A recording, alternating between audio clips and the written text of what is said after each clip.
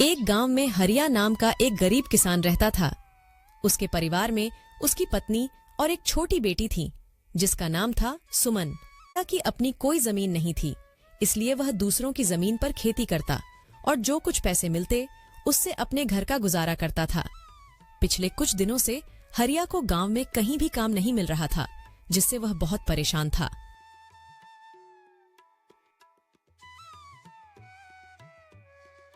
आज कुछ कमा के लाए हो या नहीं? घर में खाने के लिए और कुछ नहीं बचा है। बस थोड़े से दाल चावल बचे थे, उसकी मैंने खिचड़ी पका दी है।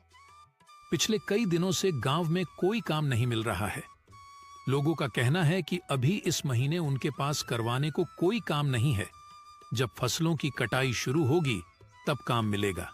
अब मैं तो यह सोचकर परेशान हूं कि इस महीने अगर कोई काम नहीं मिला तो सबके खाने पीने का जुगाड़ मैं कैसे करूंगा। आप चिंता मत करो, भगवान हमारी मदद जरूर करेंगे।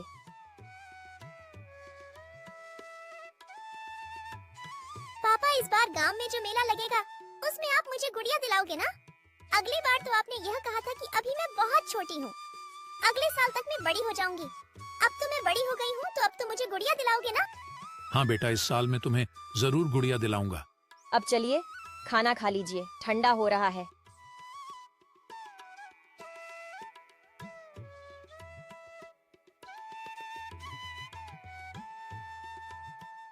सरला, तुम भी आकर खाना खा लो। जी, आप खा लीजिए, मैं थोड़ी देर बाद खा लूंगी। हरिया और उसकी बेटी दोनों खाना खा लेते हैं। तभी उनके दरवाजे पर एक संत की दस्तक होती है। कोई तो कुछ खाने को दे दो, भगवान तुम्हारा भला करेगा। संत की आवाज सुनकर हरिया और उसकी पत्नी बाहर आते हैं। बेटा, क्या तुम्हारे पास खाने को कुछ है? बाबा, हमारे पास तो खुद के खाने के लिए भी ठीक से खाना नहीं हो पाता। हम आपको कहां से देंगे? थोड़े से खिचड़ी पकाई थी, वह भी मैं अभी खा लिया हूं। अब हमारे पास कुछ भी नहीं है। रुकिए बाबा, अभी मेरे हिस्से का खाना बचा हुआ है, मैं अभी लेकर आती हूँ। पर सरला, तुम अगर यह खाना बाबा को दे दोगी तो तुम क्या खाओगी? बर्तन में तो बस थोड़ी से ही चावल बचे हैं।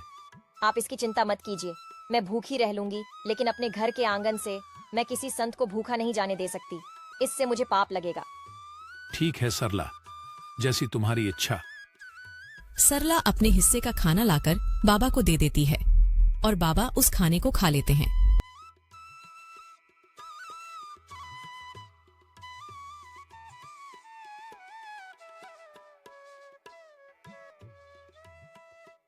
बेटा, तुमने मेरी भूख मिटाई है, मैं तुम्हारा बहुत आभारी हूँ। एक भूखे व्यक्ति को खाना खिलाना सच में पुण्य का काम होता है, और यह पुण्य तुमने आज कमा लिया है बेटी। मेरे पास तुम्हें देने को कुछ नहीं है, लेकिन यह एक अंगूठी है, इसे अपने पास रखो, ये तुम्हारी बहुत मदद करेगी। पर याद रखना, रात के समय इसे मत पहनना, रात में इसकी शक्ति बढ़ जाती है जो तुम्हारी उंगली सहन नहीं कर पाएगी।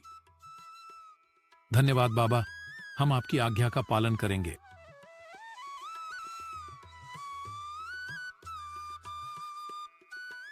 संत के जाने के बाद हरिया अंगूठी को देखकर सरला से कहता है, इस अंगूठी में ऐसा क्या है जो बाबा ने हमें इसे देने के लिए चुना? शायद ये हमारे अच्छे कर्मों का फल है। आपने सुना तो होगा ना, हमारे अच्छे और बुरे कर्मों का फल हमें जरूर मिलता है। चलिए अब अंदर चलते हैं। पर सरला, अपने हिस्से का खाना तो तुमने बाबा को दे दिया, अब तुम क्या खाओगी? काश हमारे पास थोड़े से और चावल होते। जैसे ही हरिया यह बात कहता है, अंगूठी में एक चमक सी उठती है और हरिया के सामने तुरंत एक चावल की प्लेट आ जाती है। सरला, यह देखो, जैसे ही मैंने चावल का नाम लिया, यहाँ चावल प्रकट हो गया। यानी कि यह अंगूठी सच में जादुई है, इससे हम कुछ भी खाने को मांग सकते हैं। अरे वाह, ये तो बहुत अच्छी बात है। तो आप इससे थोड़ी पूरी सब्जी मांगे ना, मेरा काफी दिन से पूरी सब्जी खाने का मन कर रहा था। ठीक है सरला, मैं अभी मांग कर देखता हूँ।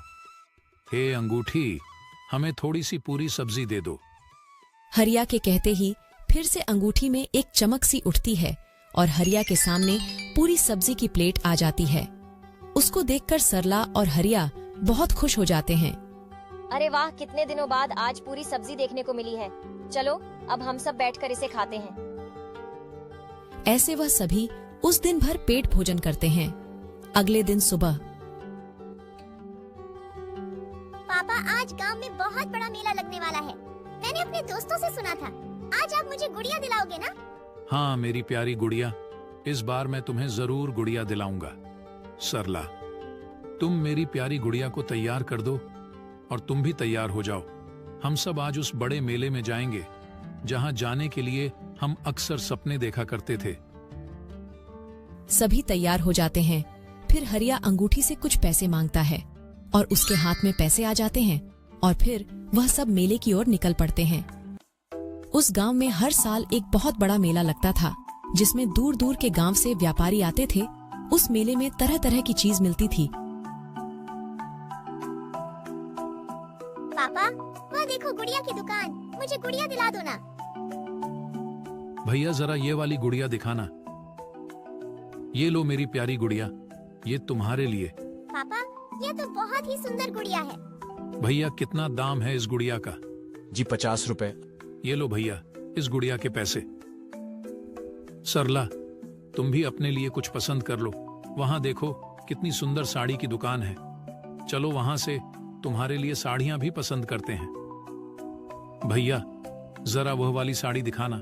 अरे भैया, वह साड़ी बहुत महंगी है, तुम उसे नहीं खरीद पाओगे। कोई सस्ती सी साड़ी देख लो इनमें से। नहीं भैया, हमें वही साड़ी देखनी है। आप वही साड़ी दिखाओ। सरला, तुम्हें ये साड़ी कैसी लगी? ये साड़ी तो बहुत अच्छी है, पर महंगी भी बहुत होगी। सरला, तुम इसकी चिंता मत करो। बस तुम ये बताओ, तुम्हें ये साड़ी पसंद तो है ना? हाँ जी, साड़ी तो बहुत पसंद आई। भैया इस साड़ी का क्या दाम है? यह 1500 की साड़ी है। ठीक है भैया, ये लीजिए 1500 और ये साड़ी हमारे लिए पैक कर दीजिए। हरिया साड़ी को खरीद लेता है। हरिया ने उस मेले में से और भी काफी सारे सामान खरीदे। इस मेले में रामचंद्र के 2 नौकर मोहन और प्यारे भी आए हुए थे। रामचंद्र गांव का सबसे अमीर सेठ था और मोहन और प्यार उसके नौकर। जब मोहन और प्यारे ने हरिया को बहुत सारा सामान खरीदते हुए देखा तो वे दोनों आश्चर्य में हो जाते हैं। मोहन, ये देख, ये तो वही हरिया है ना जो अक्सर अपने गरीबी पर पूरे गांव भर में रोता रहता है। ये देख कैसे सामान खरीद रहा है। आखिर इसके पास इतने सारे पैसे कहां से आए? हाँ प्यारे, यह तो वही गरीब किसान हरिया है। अभी 2 दिन पहले ही तो यह सेठ जी से काम मांगने आया था, पर सेठ जी ने इसे काम देने से मना कर दिया था। चल उसी से पूछ कर देखते हैं। दोनों हरिया के पास आते हैं। और भाई हरिया, कैसी चल रही है खरीदारी? लगता है बहुत सामान खरीदा है आज। हरिया जादुई अंगूठी की बात को छुपाते हुए कहता है। नहीं भाई, बस वह थोड़ा बहुत घर के लिए सामान है बस, और कुछ नहीं। अच्छा हरिया भाई, तुम तो 2 दिन पहले तो सेठ जी से काम मांग में आए थे ना? लगता है तुम्हें कहीं पर काम मिल गया है। हाँ भैया, कहीं और काम मिल गया था तो बस उसी से बच्चों को मेला घुमाने ले आया। अच्छा हरिया भाई, तुम करो खरीदारी, हम चलते हैं। दोनों नौकर वहां से चले जाते हैं। हरिया का परिवार मेला घूमने के बाद घर आ जाता है। आज उनके परिवार के चेहरे पर अलग ही चमकते सभी बहुत खुश थे। पापा, आज तो मेरे पास बहुत सारे खिलौने हैं। अब मैं अपने दोस्तों को यह खिलौने दिखाऊंगी। मेरे पास भी बहुत सारे खिलौने हो गए हैं। हाँ बेटा, क्यों नहीं। अब से तुम्हें जो भी चीज चाहिए तुम अपने पापा से मांग लेना, वह तुम्हें मना नहीं करेंगे। इस तरह हरिया के दिन हंसी खुशी गुजर रहे थे। हरिया ने अंगूठी की मदद से अपने घर के हालातों को सुधार लिया और अंगूठी से कुछ पैसे मांगकर गांव में उसने एक कपड़े की दुकान खोली। दुकान खोलने के साथ ही हरिया की दुकान चल पड़ी। उसकी दुकान पर तरह तरह के कपड़े थे, एक से बढ़कर एक। ये सब हरिया ने उस अंगूठी की मदद से हासिल किए थे। नए नए डिजाइन के कपड़े होने की वजह से हरिया की दुकान पर अक्सर ही लोग की भीड़ रहा करती थी। अब यह बात धीरे धीरे पूरे गांव भर में फैल रही थी कि हरिया जो कितना गरीब था वह अचानक से अमीर हो गया है और उसने गांव में एक बहुत बड़ी कपड़े की दुकान खोली है। अरे भाई, मैंने सुना है कि हरिया ने गांव में कोई दुकान खोली है। हाँ भाई, मैंने भी सुना है हरिया ने बहुत बड़ी दुकान खोली है। अरे भाई, मैं तो उसकी दुकान को देखकर भी आया हूँ। हरिया ने वाकई में बहुत बड़ी दुकान खोली है और उसके पास नई नई प्रकार के कपड़े हैं। अच्छा, आखिर ये कैसे हुआ? हरिया के पास दुकान खोलने के लिए इतने पैसे आए कहां से? भाई, इस बारे में तो मुझे नहीं पता। बस मुझे इतना ही पता है कि उसमें गांव में एक बहुत बड़ी कपड़े की दुकान खोली है। हे भगवान, काश मेरे पास भी इतने पैसे होते तो मैं भी अपना कोई छोटा सा कारोबार खोल लेता। अरे भाई, पैसे नहीं है तो तुम अब हरिया से उधार ले लो। हरिया दिल का बहुत नेक इंसान है, वह तुम्हें जरूर उधार दे देगा। हाँ, तुम ठीक कहते हो। मैं हरिया से एक बार बात करके देखता हूँ। यार, कुछ पैसे तो मुझे भी चाहिए थे। मुझे भी अपना छोटा सा कारोबार शुरू करना है। क्यों ना हम कल हरिया से बात करके देखें? क्या पता हरिया ही हमारी कुछ मदद कर दे। वह लोग इतनी बातें कर ही रहे थे, तभी उन्होंने देखा कि हरिया वहीं से गुजर रहा था। रामू ने हरिया को आवाज लगाई। अरे हरिया भाई, कहाँ जा रहे हो? कहीं नहीं भाई, बस तुम्हारे पास ही आ रहा था। बहुत दिन हो गए थे तुमसे मिले, सोचा तुमसे भी मिलता आऊं। हरिया भाई, मैंने सुना है कि तुमने कपड़े की बहुत ही बड़ी दुकान खोली है। हाँ भाई, बस इसी बारे में मैं तुम्हें बताने आया था। मैंने एक कपड़े की दुकान खोली है और अब उस दुकान से मेरी अच्छी कमाई हो रही है। पर तुमने दुकान कैसे खोली? तुम्हारे पास इतने पैसे कहां से आए?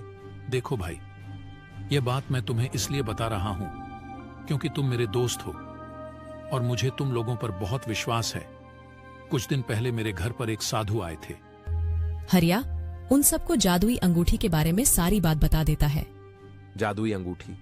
सच में तुम्हारे पास जादुई अंगूठी है और तुमने उसी से वह दुकान खोली है? हाँ, मैंने उसी से वह दुकान खोली है और मैं यहाँ तुम्हारे पास इसलिए आया हूँ कि तुम भी अगर अपना कोई कारोबार शुरू करना चाहते हो तो बेझिझक आकर तुम मुझसे पैसे ले सकते हो। मैं तुम्हें कारोबार खोलने के लिए पैसे दूंगा। अरे हरिया भाई, ये बात कहकर तो तुमने हमारा दिल ही जीत लिया। ठीक है हरिया भाई, हम किसी को नहीं बताएंगे। इस तरह हरिया ने गांव वालों की मदद की और सभी को कारोबार खोलने के लिए पैसे दिए। अब गांव के लोगों ने भी अपना अपना कारोबार खोला। अब यह बात धीरे धीरे गांव के अमीर सेठ रामचंद्र तक भी पहुंच जाती है। मोहन और प्यारे, यह मैं क्या सुन रहा हूँ? हमारे गांव में रहने वाले गरीब हरिया ने गांव में बहुत बड़ी कपड़े की दुकान खोल ली है। यह तो वही हरिया है ना जो कुछ दिन पहले मेरे पास काम मांगने आया था। तो फिर इसके पास अचानक से इतने सारे पैसे कहां से आए? हाँ सेठ जी, हम भी यही सोचकर हैरान हैं। थोड़े दिन पहले हमने उसे मेले में देखा था, बहुत सारे सामान खरीद रहा था, जैसे इसके पास अचानक से बहुत सारे पैसे आ गए हों। और अब सुनने में आ रहा है कि गांव में उसने एक नई दुकान खोली है। हाँ सेठ जी, मैंने तो देखा भी है। बहुत ही सुंदर दुकान है उसकी। एक से एक डिजाइन के कपड़े हैं उसकी दुकान में। मोहन, जरा पता तो कर, आखिर उस गरीब हरिया के पास इतने सारे पैसे कहां से आ रहे हैं? आखिर ऐसी कौन सी लॉटरी लगी है उसके हाथ में जो कुछ ही दिन में वह इतना माला माल हो गया है? रामचंद्र की कहे अनुसार उसके दोनों नौकर अब हरिया पर नजर रखने लगते हैं। हरिया कब जाता है, कब घर आता है, इन सब पर उन दोनों आदमियों की नजर थी। एक दिन जब हरिया रात के समय घर आता है, तब में दोनों आदमी चुपके से उसके घर के पास खड़े हो जाते हैं। वह देखते हैं कि रामू अपने हाथ में से अंगूठी निकाल रहा है और अपनी पत्नी से कह रहा है, सरला, अभी मैं इस अंगूठी को निकाल देता हूँ। काफी रात हो गई है, सुबह इसे पहन लूंगा। वैसे भी अब हमारे पास भगवान का दिया सब कुछ है। अब इस अंगूठी से हमें और कुछ नहीं चाहिए। मुझे लगता है अब इस अंगूठी को हमें संभाल कर रख देना चाहिए, क्योंकि अब मेरा कारोबार भी काफी अच्छा चल रहा है। तो अभी हमें इस अंगूठी की जरूरत नहीं है। मैं सोच रहा हूँ कि इस अंगूठी को मुझे किसी जरूरतमंद को दे देना चाहिए, जो मेरी ही तरह गरीब और ईमानदार हो, जो इस अंगूठी का सही इस्तेमाल करे। हाँ जी, आप बिल्कुल सही कह रहे हैं। ये अंगूठी हमें किसी ऐसे ही इंसान को देनी चाहिए।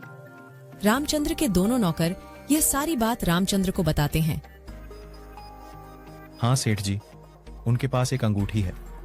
उसके बारे में वह लोग बातें कर रहे थे कि उस अंगूठी ने उनकी किस्मत बदल दी। अच्छा, तो ये बात है, लेकिन एक अंगूठी की वजह से ऐसा कैसे हो सकता है? क्या वह कोई जादुई अंगूठी है? क्या उस अंगूठी ने हरिया को पैसे दिए हैं? जाओ, इसका पता लगाओ। अगले दिन फिर वह दोनों आदमी चुपके से हरिया के घर आते हैं और हरिया और उसकी पत्नी की बातचीत को सुनते हैं। सुनिए, मुझे एक बहुत ही सुंदर गुलाबी रंग की साड़ी चाहिए। आप इस अंगूठी से मांग लीजिए ना। तुम्हारे पास इतनी सारी साड़ियां तो है, फिर तुम्हें गुलाबी रंग की साड़ी क्यों चाहिए? और दुकान में भी काफी सारी साड़ियां रखी है, जाकर दुकान में से पसंद कर लो। नहीं, मेरे पास एक भी गुलाबी रंग की साड़ी नहीं है। और मुझे एक ऐसी साड़ी चाहिए जो अभी तक दुकान में भी नहीं है। आप इस अंगूठी से गुलाबी रंग की साड़ी मांग कर देखिए ना। हरिया अंगूठी से गुलाबी कलर की साड़ी मांगता है और गुलाबी कलर की साड़ी प्रकट हो जाती है। यह देखकर दोनों नौकर बहुत आश्चर्य में हो जाते हैं और यह बातें जाकर वह दोनों रामचंद्र सेठ को बताते हैं। अच्छा, तो उस हरिया ने अंगूठी के सामने साड़ी बोला और अंगूठी में साड़ी निकल आई। अब तो पक्का हो गया है, वह कोई जादुई अंगूठी है। तुमने कहा था कि रात के समय वह हरिया अंगूठी को अपने उंगली में से निकाल देता है। हाँ सेठ जी, वह अंगूठी को निकालकर अपने टेबल पर रख देता है। तो ठीक है, उस अंगूठी को हासिल करने का सबसे सही वक्त रात का है। मैं रात को ही उस हरिया के घर जाऊंगा। ऐसा सोचकर रामचंद्र रात के समय चुपके से हरिया के घर पहुंच जाता है। रात के समय वह अंगूठी का तेज बहुत ज्यादा था, वह अलग ही चमक रही थी। अरे वाह, इस अंगूठी की चमक तो देखो, कितनी जगमगा रही है। आखिरकार यही है वह जादुई अंगूठी जिससे यह हरिया अमीर हुआ है। अब मैं अंगूठी को अपने घर ले जाऊंगा और इस अंगूठी की मदद से गांव का सबसे अमीर आदमी बन जाऊंगा। यह सोचकर रामचंद्र उस अंगूठी को वहां से लेकर घर आ जाता है और उस अंगूठी को हाथ में पहनकर अंगूठी से बहुत सारे सोने के सिक्के मांगता है। हे अंगूठी, मुझे बहुत सारे सोने के सिक्के दे दो, इतने सोने के सिक्के कि मैं रातों रात अमीर बन जाऊं। जैसे ही रामचंद्र ऐसा कहता है, उसकी उंगली पर लाल निशान पड़ जाते हैं और उसे काफी जलन होने लगती है। रामचंद्र दर्द से कहराते हुए उस अंगूठी को फेंक अस्पताल की ओर भागता है। रामचंद्र अस्पताल पहुंचता है और डॉक्टर को अपना हाथ दिखता है।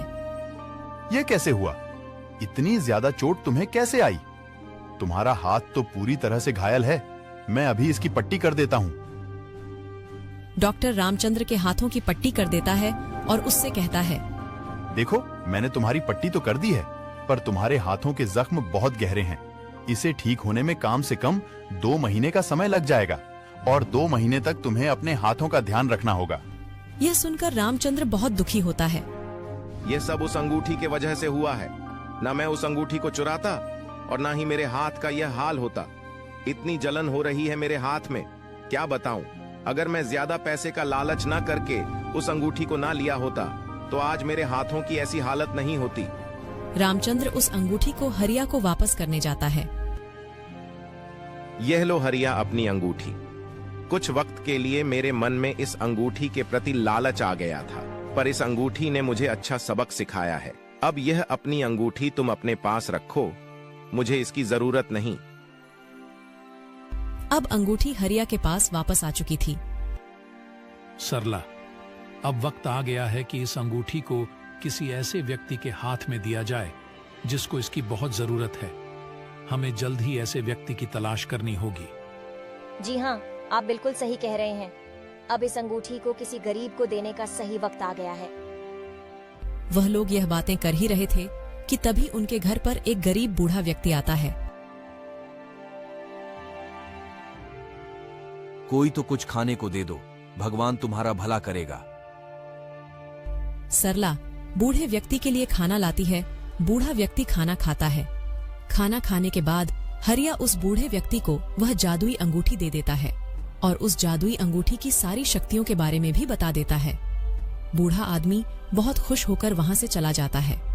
थोड़ी दूर जाकर वह बूढ़ा आदमी वापस अपने संत के रूप में आ जाता है। वह बूढ़ा आदमी और कोई नहीं बल्कि वही संत था जिसने हरिया को वह जादुई अंगूठी दी थी और वह अब अपनी अंगूठी वापस लेने आया था। हरिया का जीवन अब सुधर चुका था। हरिया ने उस अंगूठी की मदद से अपने जीवन को ही नहीं सुधरा बल्कि गांव के लोगों के जीवन को भी बेहतर बनाया।